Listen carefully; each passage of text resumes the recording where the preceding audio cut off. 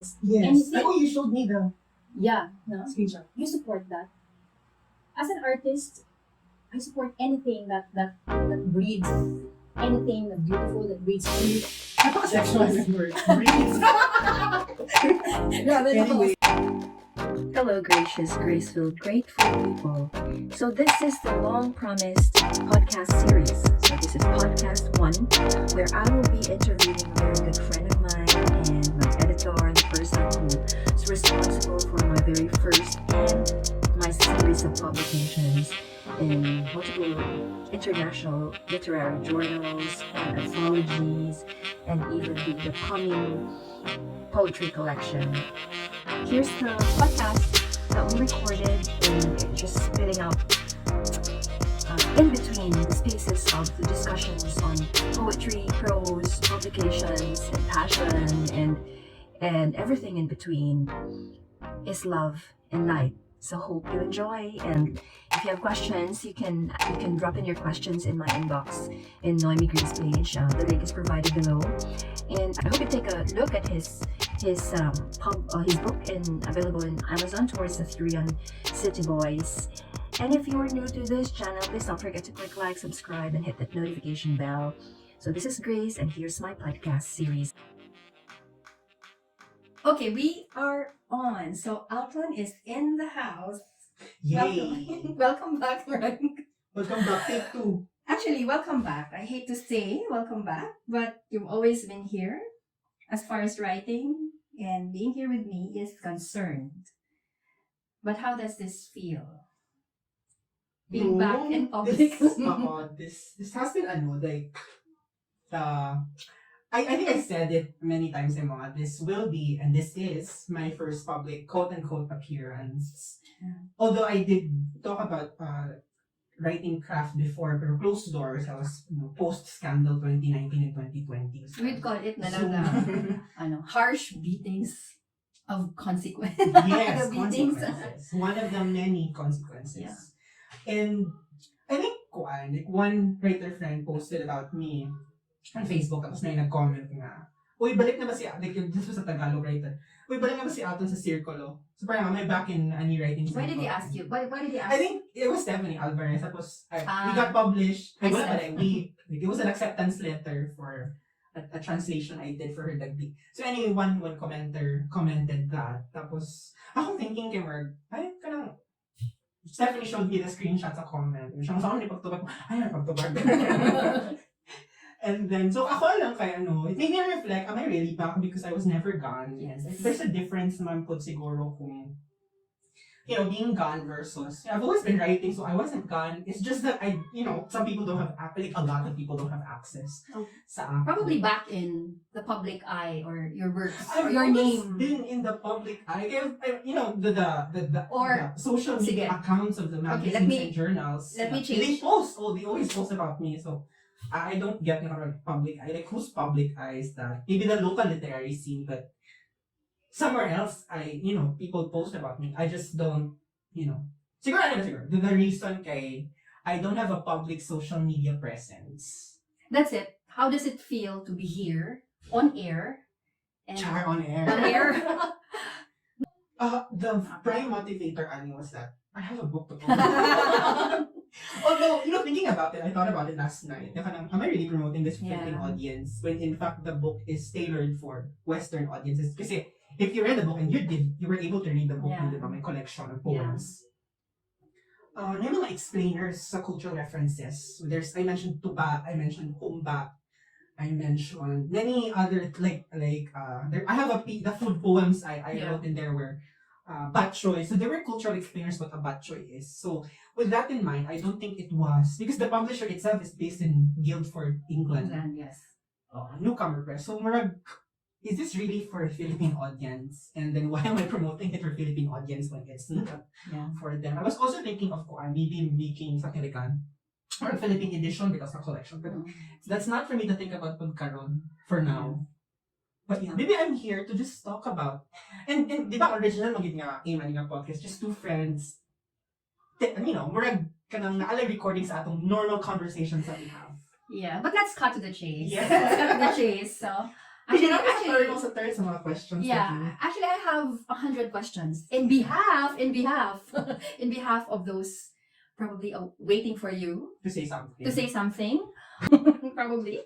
Baka inom mo Butukan ka. So 100 questions into one. You know, me being the queen of verbose. You are. I remember my professor telling me na I'm so wordy now, and I thought I heard the word worthy. W-O-R-T-H-Y.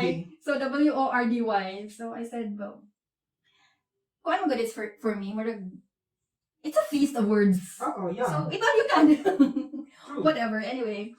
Okay, so let's cut to the chase. Tell me about, or tell your audience, or tell your Imo nga ulit critic. podcast.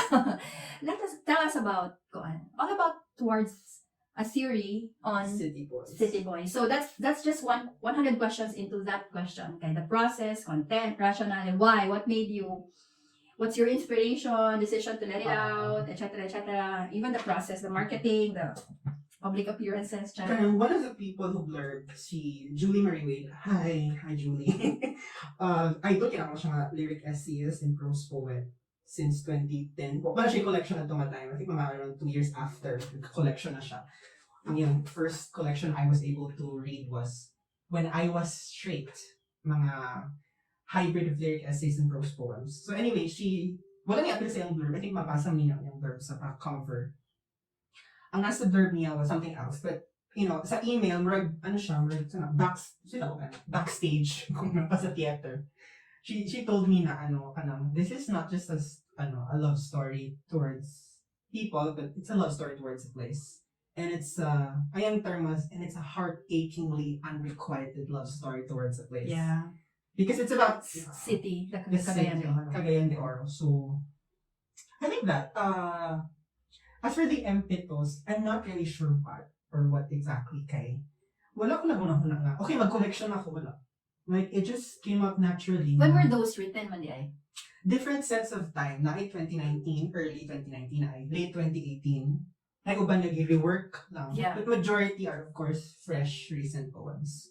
Tapos, I recently got published with this poem after poem after poem. You relate to that, You diba? told me about a friend or an Yes. editor who... An editor of one of the publications said na, who's also a friend from somewhere else outside the Philippines. Yung siya nga, kanang halay collection naman kainin mo. Of course, in English, ha? He noticed that there's this coherence among the pieces. So, why not?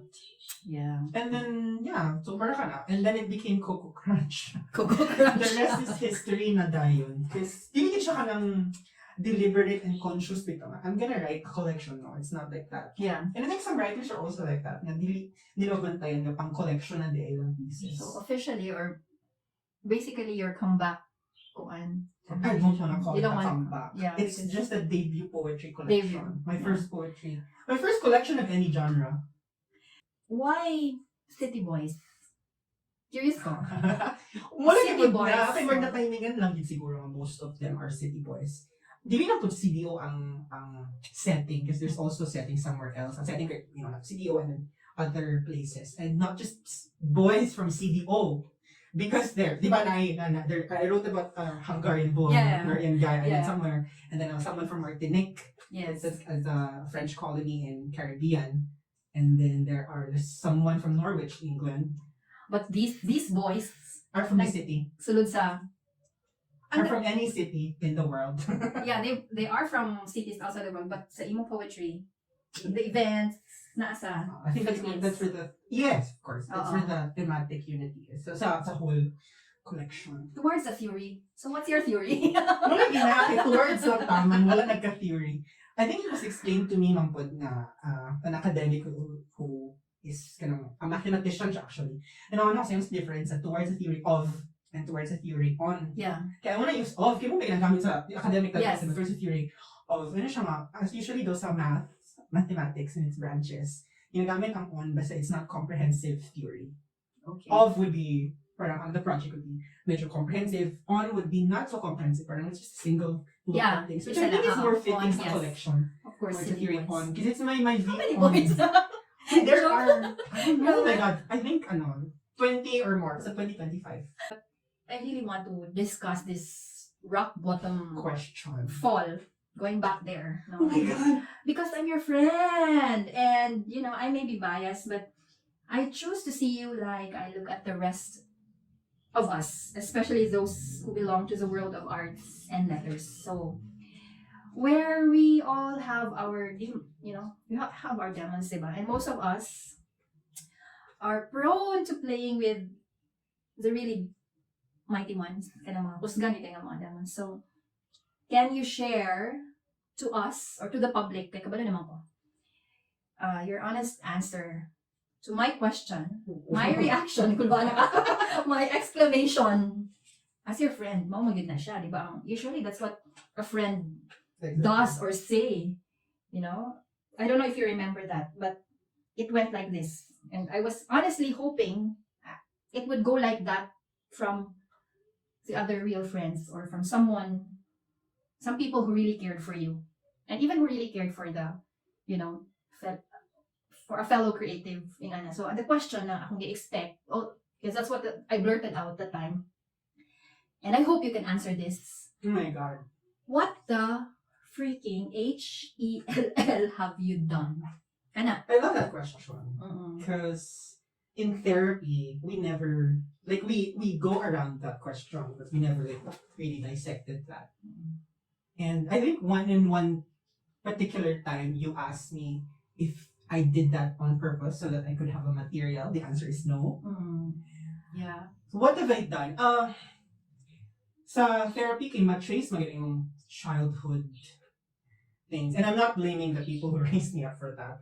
Siguro sila isa lang, but I think it was more of my mistake and mine alone, not anyone else's. So I'm gonna take that, and I did take that as my own mistake alone. No one enabled me, no one told me to do it. It was mine and mine alone. Para clear siya nga. Like whoever is get to be blamed, who kinsa ang dapat ma-held accountable. Yes. That would be me. Okay, pero hun lang. What have I done? It was, I think someone said it best, no? Katong line. Let's not mention the person. Ano siya nga, sucked into the vortex of self-marketing. Yes. And I think that was right. And, kasi it was tempting na, and I was tempted, and I not just, and di ba, in Catholic theology kay, temptation is not a sin, but it becomes a sin when you succumb to it. Yeah. And I did succumb to it, not just once, not just twice, but a lot of times. Yeah. So, and in order to maintain one lie, you have to create another, and it becomes a domino effect. It becomes a historical timeline and expanse of lies in order to maintain that one original lie. And I think a lot of people know about what that was. So I don't think I need to say it. It's just one Google away anyway. Yeah. And it ruined you. Yeah, of course. Ikaw man ang na-ruin. Yes, of course. Yeah. And I deserve that. I deserve a lot of things, the bad things that happened to me after that. The many consequences. And I suffered from the consequences, of course. I know. I saw it. You saw it, diba? So, which I had to, and I think, and I had to move. Yeah. Physically from the place because it was not becoming a good place anymore. So, stuck in the vortex of self-marketing. Grabe, no? Yes.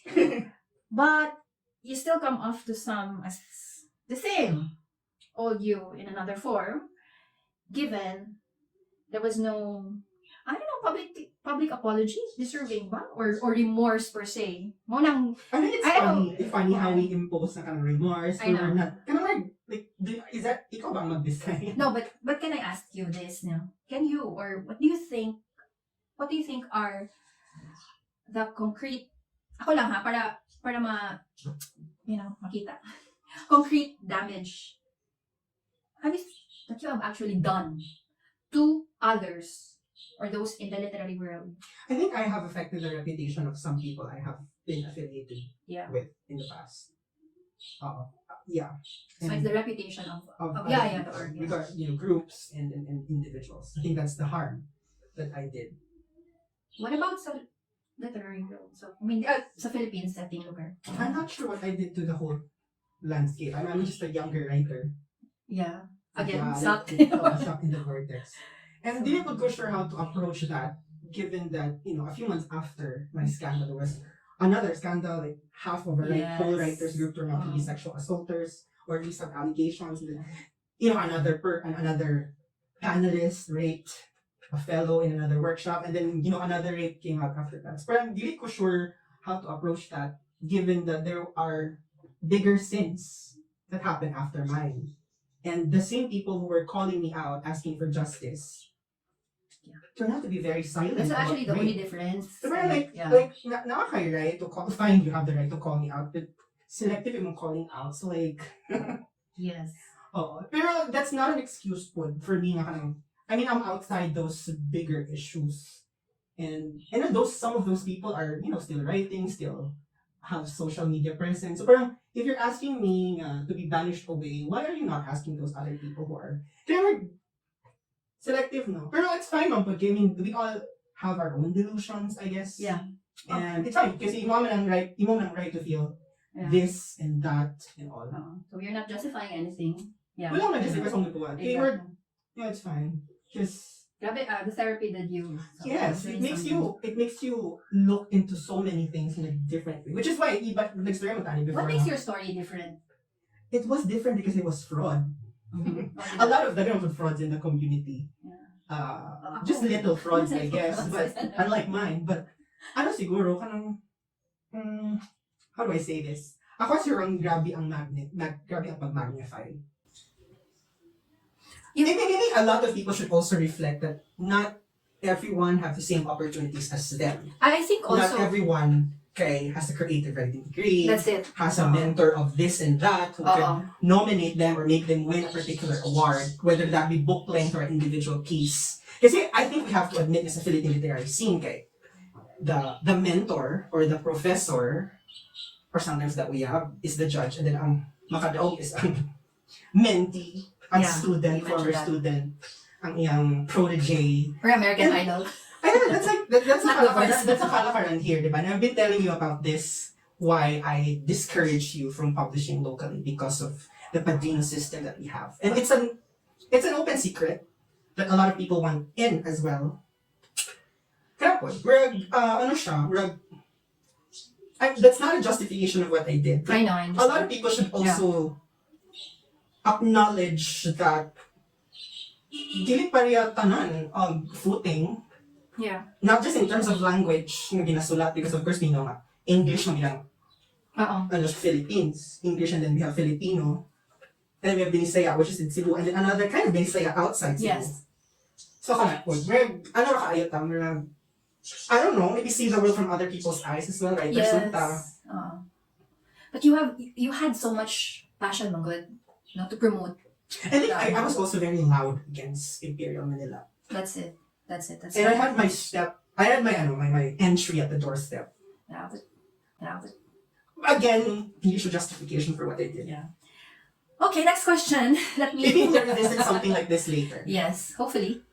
As a creative, can you share to us some lessons during therapy or reflections on brokenness, shame, guilt, and all that belongs to the dark, haunted, horrific purgatory you were pushed into? I think you were pushed. You were not. You did not jump. Are still in. You did not jump. Because it is my belief that most people, worthy to talk about this, love, light, healing, and forgiveness, are those who have been through hate and darkness, brokenness, judgment, and evil. Yes. Cruella de Vil. What can you say? Miss Universe man ako eh. No, but honestly, it's just... Yes, I love the question. Tanan.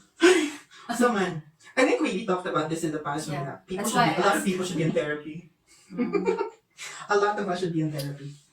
Kaya like mga misplaced this and that. Like, basta we didn't dapat ato in therapy. I saw. Pero some of us, siguro, particularly creatives, became artists because this was our own way of therapy. Yeah. Again, I'm not promoting the psychiatric industry here. We needed psychiatric help. Do you think that downfall is divine? What? I don't know. You don't want to anything. proclaim. It was. That's how I see it. Sorry. Yeah, I'm an opinion. That's an opinion we can differ from. Yeah. Kanang, I see the downfall as a work of evil. Tapos it was justice came in nga. Yeah, it happened because there has to be justice. I think Martin Luther King Jr. Si Martin Luther King said na non-verbatim, but the narrative arc is long, but it leans towards social justice. And I believe in that. What happened to me was justice. And I suffered from it. And I think that's enough already. It was also enough to shaken or stir something for me as a to inspect. Siguro no, out magud ko sa yes, outsider magud ko. So nakita na ko, I think it's about time we ponder on our priorities. I think Amy Gigi Alexander, my editor-in-chief sa Panorama. Hi, Amy. Hi, Amy. I'm a fan. Kumalinaw siya. So, ako sa nag-link. So anyway, siya sa ako nga, a lot of people do that. The difference is that you're just exposed. Oo, mo lagi. I mean, it's a justification Yes. for you, but a lot of people do that. And give them something to talk about and rug front. I don't know, no? Pero something na they can actually ma-hide. Mas ma-hide ang ilahang, I have this question na, dugay, nagigay nila ako. Pero hindi ako matubag yung question. Na, Sa to? what the freaking HALL have you done? Hindi, tubag na ako. Isa. Kung isa nga, creative, on brokenness, on... Because, you know, for me, Therapy. the therapy, because it's like this, my God, I think things have to kind of be set out in the light. Yes. Okay, until, like, example, that's a mistake, or like, we'd call it evil or sin. I don't want to call it a mistake. It was evil. It was evil. Sige, evil. Evils. Evil Like has a to lot. be, Exposed. what you have done, including you, Mangane. That's because it's your mark. Kumbaga, that became your mark. So when it's out in the light, and when the light shines on it, it slowly fades, and until you can only see the light. That's how di ba? When it shines on it, and then you look at it, kung sino makita, ni ano siya. That's how I so until it naturally fades, and what you see is only the light. So that needs to be, kinahanglan ko siya ma-expose kay, for me that was an avenue for you to come into you, go back into yourself and your brokenness. And kumbaga, I think I remember what I said, katong phoenix na from the ashes. No, but from the ashes. well, I saw the change, and you've been really so open. That's one thing we need man di ay, no? Kanang authentic openness sa person, and then because imagine how can someone judge you? The candidness. Sorry, wala gani kayo sa iyo. Who you are really. So in the first place, why deal with you without knowing who you truly are? Muna siya. And I'm so That's proud. your... No, for me, I'm so proud na like, you're with Panorama, Atlas and Alice, and so pa to, creative nonfiction, and now you have your collection. You have your collection. But this question, they said when you go into the light, will set you free. Do you feel free, truly free? No.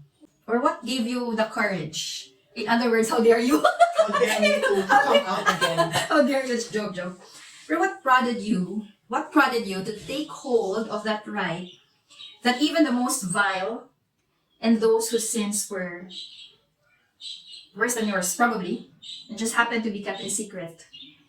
What prodded you, or what gave you the right to live again? Live or come out and be I public? always lived, and then you're coming out na After. So But you always after. talk sa term nga post-scandal, pre-scandal, blah, blah, blah. As if life is not gonna be just divided. Oo, into di ba? I don't know, actually. Wala ko na to ba na question. Pero the freedom lang. Everyone has the right to live, di ba? Like, freely. Post-scandal, I had this agoraphobia. Shrink it. We no longer call it agoraphobia. We call it fear of open spaces. Kaya daw ginagamit ang term mga phobia. Just, fear of this and that. So anyway, I had this, I fear of witnessed open that. spaces. I witnessed. Being seen, even in places where I know no one would know me. Yeah. Na ay na mga kuan. And then, I think I told you before, diba? There's this, when COVID scare was happening already. Wala pa rin ang COVID sa CEO or in Mindanao. Kay gamask na bitaw. And then, gamask na. And So, then you were... I was, di man happy, but okay, one of the few things that COVID nga maayo siya. I'm not saying maayo ko COVID, it has killed a lot of us, but it was able to strip off kanang identity bitaw, the wearing of the mask, which is more kanang Amo man ang premise ng mga conservatives and anti-vaxxers sa US. Nalipay You're ka. stripping up for identity. But anyway, laban na. Problema na nila. Stay home, ha? Nalipay ta. Pero sa ako personal level, it has made me hide myself. But that was before. Kaya okay naman ko in terms of like appearing publicly and being in public spaces. And apart from that, I don't live here anymore. I don't, I'm based somewhere else now. Which is very open space dito, the ocean and then the kalubihan over there. So Describe you as a writer. You, the new you, post, or Prose, I don't know, whatever. wala na siguro nagbago sa as mas dahil siguro material to write about. Sige, let's go to the more critical, as if di kita critical already. Yes. Critical part of this side of this interview. Let's talk prose. Your favorite, hybrid poems. That's your forte. Tell us more about it. Kaya mo na siyang imuhang. That's a Also, collection. the collection. About. Yes. I like prose poems kay free man good siya. Free. Tapos, actually, nag-experience ng shrink before this collection came out. Then my shrink said, Hi Doc, hello. Thank you for being with me. Thank you. All throughout. Hindi na bayaran mo, tika. Hi Doc, thank you so much for everything. So anyway, I was talking to him, tapos, na-trace akong childhood. Tsaka may psychotherapy, kaya na-trace ng mga childhood ko. When I was a kid, naku mga playmates, pero gusto kong maglain daw ako Like when they do this, I do something else. So kung metaphor pagalay kag bangag, yes, that's me. And then, one of pinaka-hurting na yun sa akong string, that's because you don't care about being happy. You care about being unique. Yeah. I was like, shit, sakita ito eh. Pero nagsampal ko sa truth nga. I really care about being unique. Para di ko happy. Or maybe, yan ang to-state kaya wants you to, counteract that. Yeah, which is actually true po. And then, again, ako, pero sakit ang truth. As if Pero sakit bigit ang kamatuloy, oh my God, I really don't care about being happy. That's why I'm a miserable person. Regardless, even pre-scandal.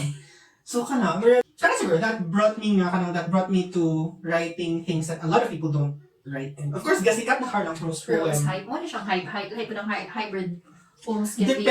Depende siya sa literary. Favorites. I have two favorites in sa collection. Di ba? Kita sa collection na ay isa ka poem with 3 parts. May 3 parts, 2 parts. So this one is titled From a Queer Theory on the Dictionary of Obscure Sorrows. Na used to be a Tumblr blog or a blog before ni Jack Koenig. It's the Dictionary of Obscure Sorrows. Where watch mga words bitaw. Which ang iyang pasabot kay kanang mga sorrows na wala ay word for it. So this one is titled Sunder. So ang sunder, meaning niya kay the realization that each random passerby is living a life as vivid and complex as your own, populated with their own ambitions, friends, routines, stories, and inherited craziness. An epic story that continues invisibly around you, like an anthill sprawling deep underground with elaborate passageways to thousands of other lives that you'll never know existed, in which you might appear only once, as an extra sipping coffee in the background, as the blur of a traffic passing on the highway, as a lighted window of dusk. Yeah, I think that's going to be my favorite.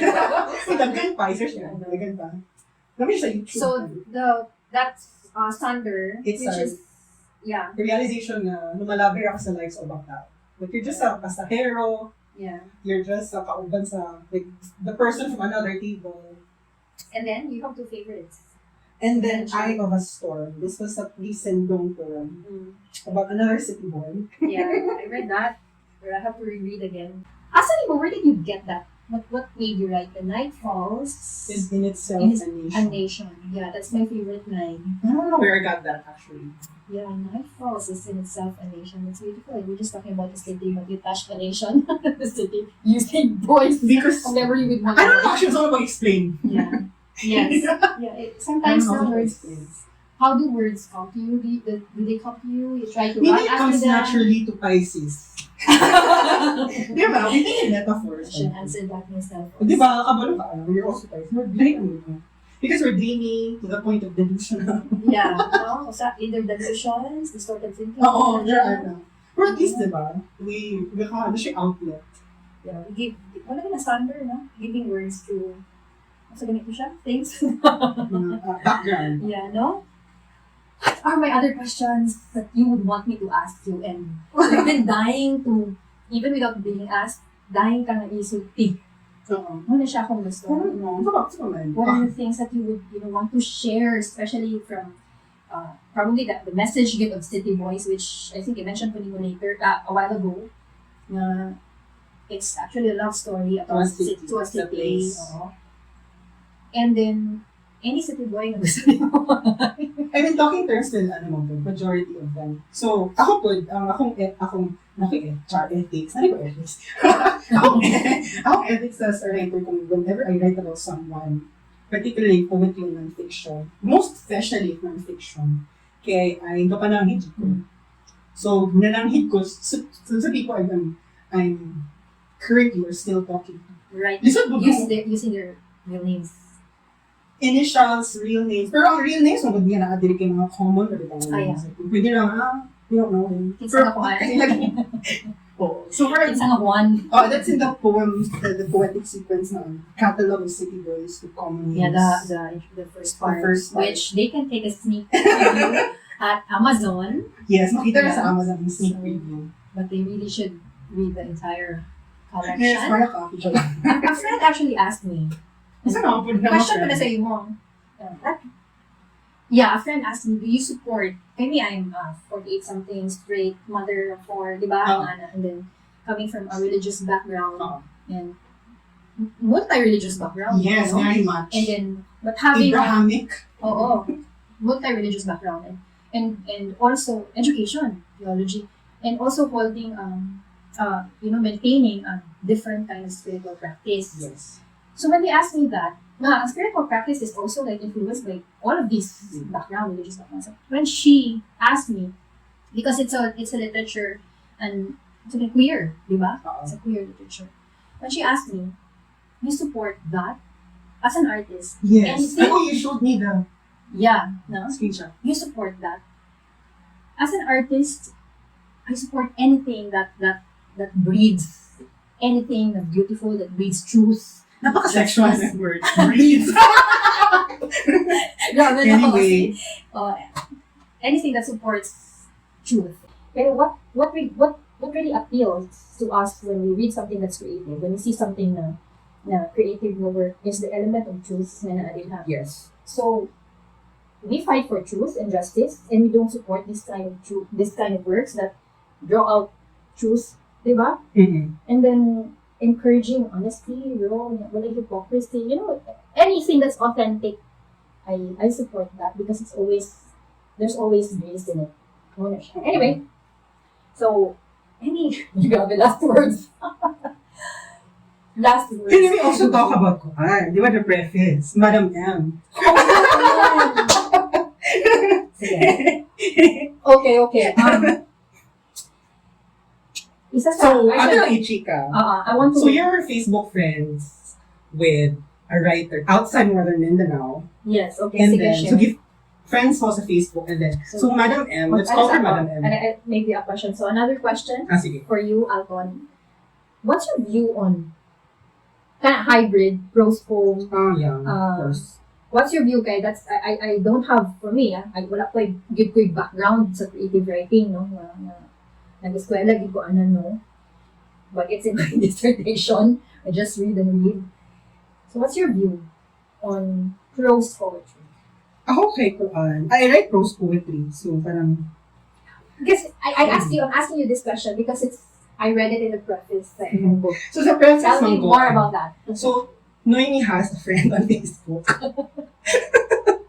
Writer ni siya from outside Northern Mindanao. But wait, disclaimer, educational man siya. Educational. So anyway, so kaya si friend, nag-post siya, which is screenshot ni mo, kisanin mo sa ako. As a question, no? Ano siya? Because I was just curious. So, si Madam M wrote na, if the idea you wish to convey is a little more complicated than can be contained in a statement, then write an essay. Only when your ideas are wrapped up in emotions, when you're love-struck or love-lorn, should you write the poem. Parang clear ang boundary sa ang world. Yeah. Nga kung idea, essay, tapos kung love-struck ka, poem. But now, sa mga publications, no? I think ano siya, like, this is an old writer man po. So medyo masabdan ako where she's coming from. Yeah. Orientation. Although I think it's just weird because she was, retired naman siya karon. She was a creative writing professor. So parang, even if you come from a generation na medyo dugay na, but if you're denying the propensity of literature to be hybrid, parang weird yun kung maghatag pa writing advice, let alone be a creative writing professor. Parang you're denying your students, your former students. Yeah. Parang weird. So, the prose poem started in France. I'm not sure how to pronounce it, but it's the poem and prose. Whatever song to pronounce it, the poem and prose. The poem in prose. So it started with the French symbolist ang tawag nila. The French symbolist, yes, si Charles Baudelaire, and his gang. So, but at that time, sa France, ang dominant nga poetic tradition was the Alexandrine. Okay. Ang Alexandrine, agad siya, in a way, mo siya sonnet, but like ito siya measure, na ay line, na ay ka ng particular number of syllables and all. So, grabe ka strict. And the prose poem was like, wala. Like, Exact structure. Like, the structure is just a paragraph. You put it as a Phrase. I like a free verse. It's limited, man. So, in a way, it was revolutionary that time. Pero, I think it's also wrong to paint the prose poem as necessarily subversive or necessarily revolutionary because kung i-trace mo ang tradition, for example, sa Chinese na tradition, Chinese prose poetry, it's actually not subversive because the title of the Chinese poetry anthology is even to recite and to refuse because it's not subversive. Tapos di rin ako mga friends na nagunaan although that term siguro came from them. But there's the Japanese haibun, which is the haiku in prose. So I would like to share with you also what I'm reading in the morning, kanang Rumi, the essence of Rumi and Masnavi. And then you notice na siya. It's poetry. But at the same time, it has a story. So I think it would be considered as like hybrid or prose. Yes, kaya yung mga prose poems, the different kinds of prose poems, naging mga prose poems kaya mura lagi siya flash fiction. Yeah. Mura po siya flash non-fiction. Yeah. So, sometimes depende na lang kung nasa writer, kung i-submit niya sa poetry section, or sa fiction section, or sa CNF section. Sometimes editor na lang po lang mag-intervention, depende sa iya. Okay, if you talk about the prose poem, dili lang po na tradition like the French. There's also the Danish court prosa, which I talked about sa preface, sa collection ako. The Turco-Persian Ikama, the Greco-Roman Prosimetrum, the German Denk Builder, the Spanish Chronica, and among other things. So, nilay din siya good. The same ko na-realize translating Stephanie Alvarez's The Glee. Kaya the Glee technically does not have an equivalent in English. Diba? We have the flash fiction, flash non-fiction. Because the Glee could be flash fiction. It could also be flash non-fiction. It could neither because it could just be a sketch or a vignette. So one thing I realized sa literary translation na nag-start kung kinumay gamay. Na forthcoming somewhere, thank God, nakasulod. Oo. So, ayun. So, that's why it's called hybrid. Medyo po siya nga kung hybrid in the Western sense. But sa ato, for example, Philippines, ato mga epics could be poetry, it could also be fiction because it tells us the storytelling involved. Exactly. But it could also be non-fiction because for the people who believe in the myth, it is real. Like, how did you learn all these? Read. Pero read works of non-fiction, poetry, prose, or whatever comes the academic na... Yes, I also read theory. Theory. So, matter of fact, kung next na hopefully kung madawat sa Epoch Press, diba I told you about this, it's a collection of lyric essays. So, dili siya lyric essays lang, but it's also employing theory. There's critical theory involved. Like, we're nagi Nelson Argonauts. Yes, Argonauts. Auto theory. Like self-read you. Read, no? Wherever you go. Kaya murag maklaro, ako diba, I used to panel before tomorrow, just maklaro din ako ang kasulat, asa siya like, asa ni influence. Where was the influence? Yeah. Maklaro na ako. Tapos na-judge na ako di kini gabasa. The writer. Maklaro siya na, medical. Yeah. Maklaro na din siya. Even now, like I edit for wag mo ka edit for Panorama, we're gonna relaunch pa. I edit for Atlas and Alice magazine, tapos I read for creative non-fiction. Maklaro din ako lagi ka na dito. Tapos influence diba sa writers. And they're very open about it because ilang cover letter. Maklaro na, this piece is influenced by so maklaro din. Well, aside from reading, number 2, I think which is also equally important sa reading, live life. Ayun, stay sa iyong kwarto. Go out. I mean, di siya pandemic nga context, but I don't know, live life. Go out, touch some grass. I mean, I think that's where the material comes in. The best materials come in when you experience stuff, when you risk. Then reflect. Oo, ruminate over. Ruminate. Yung mahilig mo nag-ruminate mga Pisces. Nagbalikong, good replay, replay.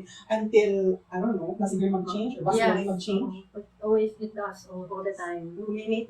Best Best rumination. You go back to it, it's not the same anymore. Flow. Then the third. Sige. Third may I add this first? Read in your genre. And at the same time, read other genres. Your priority din yung genre. And not just read genre, not just read I don't overread genre, but make sure you're also reading local authors of that genre. Not just international. Pero tsaka hindi nang informed yung writing by local writers. Both commercial and literary. Yes, pop fiction, anything, genre fiction, literary fiction, good. And then? Number 3, number 3. What's naman? Flow.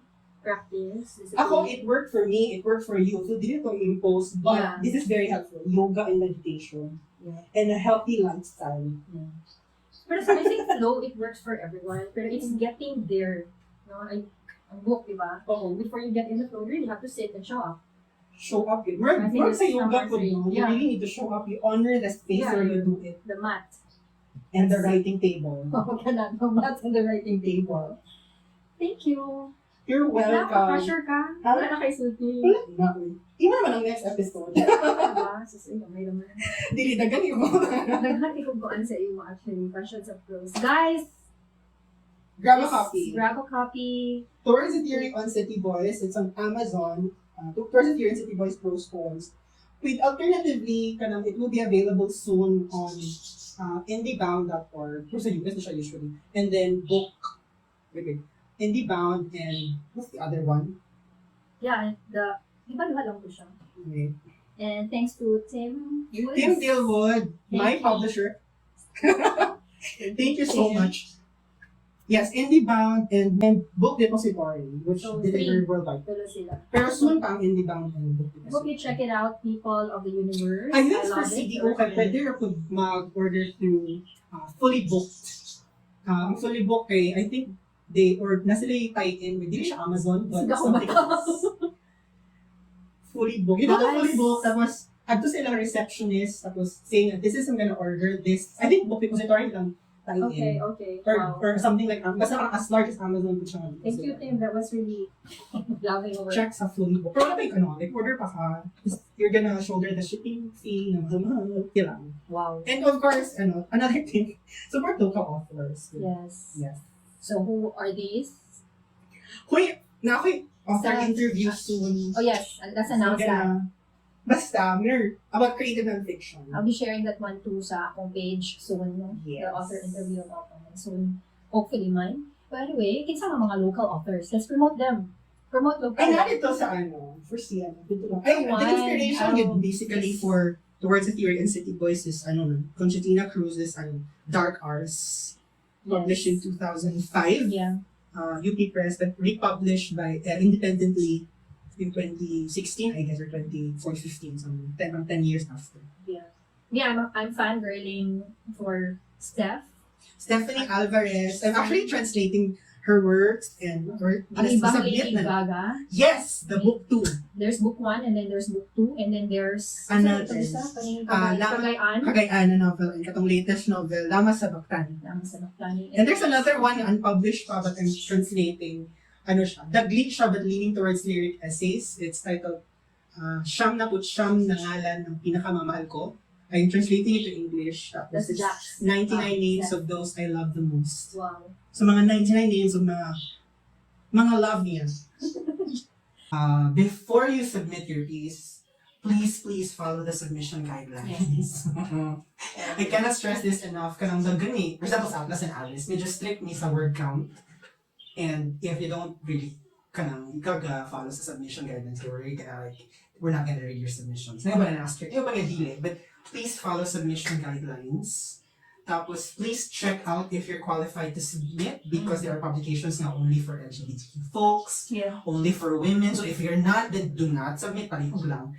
There are also publications for Asians lang, for Latinx, for Africans. So do not submit if you're not. Please. And then, follow submission guidelines. And lastly, check out the editorial preferences ng mga, check out the masthead. Sa mga editors, kung sa ilang mga books, basin, mabasa niyo online ng mga books, what kinds of writings they write. Kailangan kabalo ka silang preference ba? Para more chances of getting published in that publication. So kung mag-submit kag CNF aling publication, check out yung sa CNF editors. Poetry, same. Check out yung sa poetry editors. So research din ka, and then if possible, read a previous issue of that publication para familiar ka sa ilang mga aesthetic. So, the mga publications na short, ganun sila short. For example, sa Atlas and Alice, we like lyrical. In Creative Nonfiction Magazine, we like it when it could be fact-checked. But of course, pwede naman nga. Sometimes, the truth is something that exists between, kasi dyan dagat truth is what exists between what's verifiable and what's not verifiable. Pero follow the submission guidelines. And lastly, you can never ever go wrong with Times New Roman .12. Never. Basta prose, double space, basta poetry as is. Yes, I am happy and proud when you shared to me na, especially katong, I think CNF or Panorama was the first. Which one? Katong first mo na nag-work na ka. Panorama. Although I currently, officially, wala pag ko naka-work for Panorama. Because we're going to relaunch pa. And we're going to change the name pag sa journal. Can you share us how did you get there? Di sa imo. They, open editorial slots nasa website.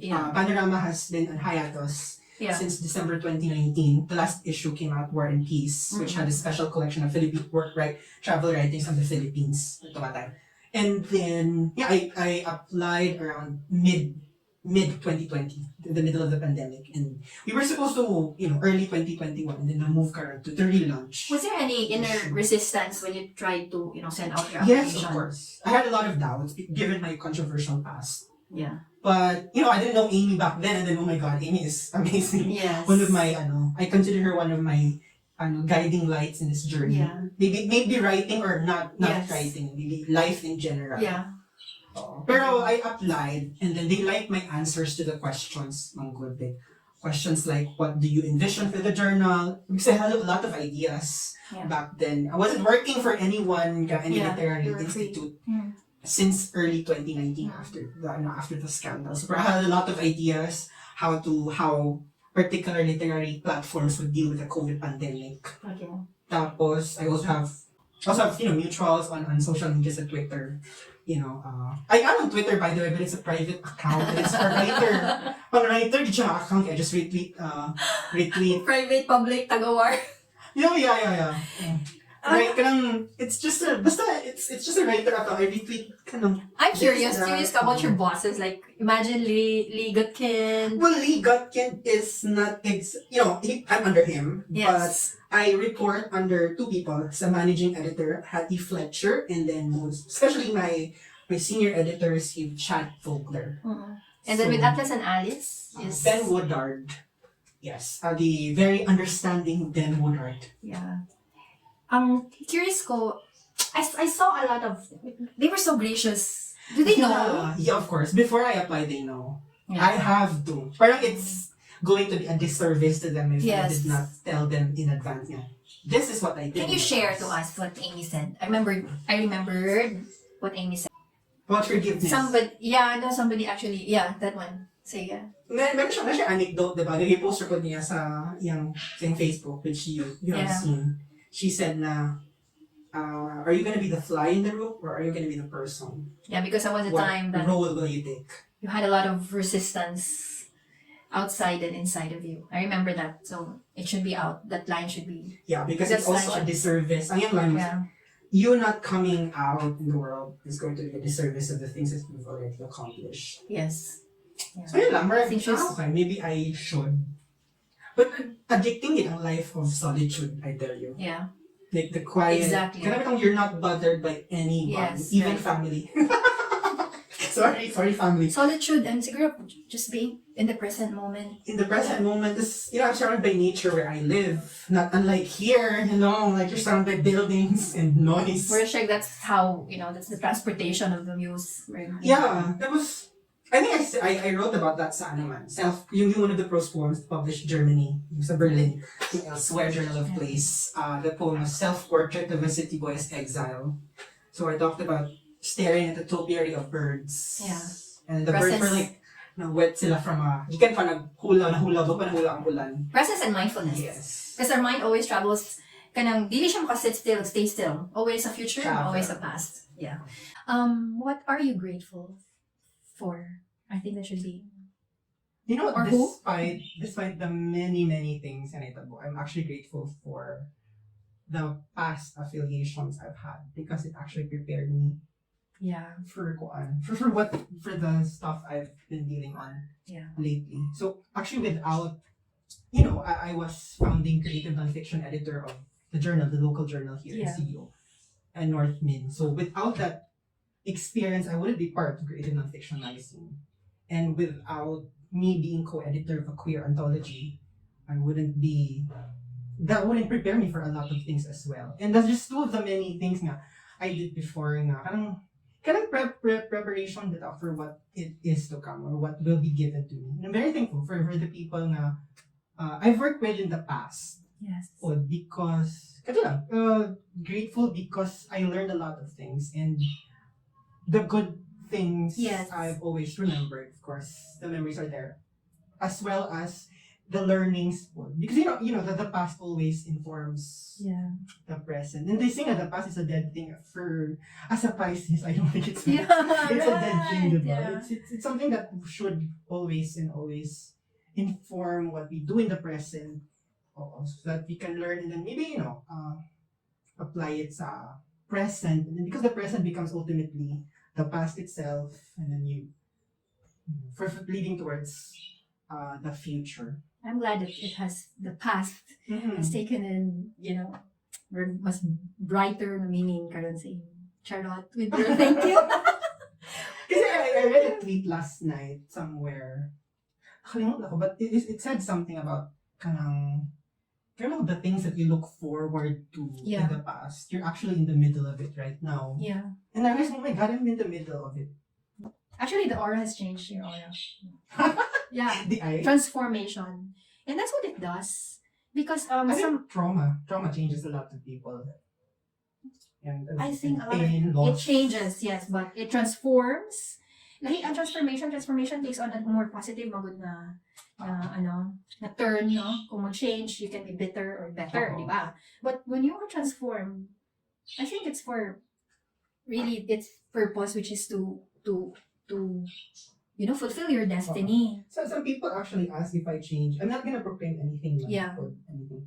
But I think if there's one thing that stayed, I'm still a bitch, actually. Deep inside. And still. Actually, still no, don't like declare that. In your ways, actually, you still have that. You're still very pushy. That's why I said, you need that for the ecos. Miranda. To my Andrea. That's still. The devil wears Prada. You are the devil. You wear that new head scarf. But yeah, and you asked me in the past. Lagi ka yin and yang. All of us, we have that. Oo. We have that. You asked me in the past what losses yung pinakagrabe na loss. Yeah. It was actually people, and I actually answered you. Losing people. But then again, maybe losing people was part of the journey. You imagine from which part of the world? All over, no? Sometimes ang motivator is money. Yeah. Diba ang sabi ko, yung publication kayo sa man, aside sa fit ang team, aside sa ganahan ko sa editor, sa yung work, I mean, we have to admit, of course, wala ka dili for the money alone, but sometimes it makes a lot of difference. Kaya, because CNF, your genre, you're 40, well paid. Yes. Not much poetry. Yes. Wala kayo kwarta sa poetry, but I don't know, we're still in it, diba? Nevertheless, grateful. Any insight from the experience, and because this serves to, that's what they said, tagaan siya of justice. It's not you, not anyone, but the story itself, or the lesson that it wants to bring up. No, what's your what else do you really want to say? Take it out. Kanang let out. Okay, I have something, but I don't want to ask I it. know. I want to talk about grace. Things that, according to Christian theology, it's things that you don't deserve, but you actually are actually given to you. I'd like to thank first the publications which embraced me fully without second thought. Yeah, Creative Nonfiction Magazine, and then Atlas and Alice Literary Magazine. Like, what you huwag ka masaway. Panorama most especially. These are the platforms that have fought for me, even despite the many emails they receive from certain people. And you have been witness to that, to the screenshots. So kana siguro, these publications have fought for me. And not just them, but also the publications have been published in and will be published pa. So kana, wala ko yung I could not ask for more. Yeah. In terms of that. Because grace is enough. Grace is enough. And that's where, that's how mercy Yeah, that's your name. operates. Yes. Grace, this Grace is and mercy. this is the channel here. Grace is Grabe enough. ka. And that's how mercy works. My God, there are really people who will still believe in me. And these are the people that I will not abandon. Ingan pa sa motto nga, choose those who choose you. So yeah. Peter, remember, he denied the Jesus Christ. Christ. Who else? I told you about was it Ezekiel? Or Elijah. Elijah. Yeah, Elijah. Diba? So kato, That was really a necessary downfall. necessary. Because that's how we build from rock bottom. And from rock bottom, di ka mo that's where you encounter your wretchedness. It was really siya worth it. For example, going back to your question, did I do that on purpose so that I have a material? No. Mahal, aside sa grabe kamahal ang therapy, the meds are like, they're gonna you up. Actually, I asked that guy kung, wow, this is a good material for me, lugar. Especially, Yeah, you know me, good material. grace is my forte. You know, Pero- always story of redemption and forgiveness. Pero di ko kung mag-proclaim with this redemption and everything. Because it is, actually, you know, you give it its name. That's it. Dili- Baptize it with the right name. That's the difference. Balance. Ako lang kay thanking the people who still believe in me. Yeah. And then the other anthologies, I will be part Yes, of. please announce them. Dili lang kay kasi nag-email na po ako ng tao. But we will be sharing the link. Yes, of course. Of course, publications, the Newcomer Press, your editor, hi. Hi, my Hi, editor Tim. and publisher in Delwood. Yes, and very gracious also. Yes, utro po na siya. Yeah. Thank you so much. And of course, we're Panorama, CNF, Glasgow-based. Yes, I gave you a copy. Yeah, so that's a copy. That's Creative Nonfiction. We're Alton Melvar M Dapanas.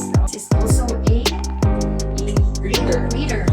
Okay, so that's it, folks. We're done.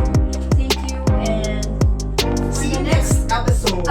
We'll be talking about the Gospel of Faith. He's my author. revenge. Alton's revenge will be this time asking me questions. For Thank having you. me, and then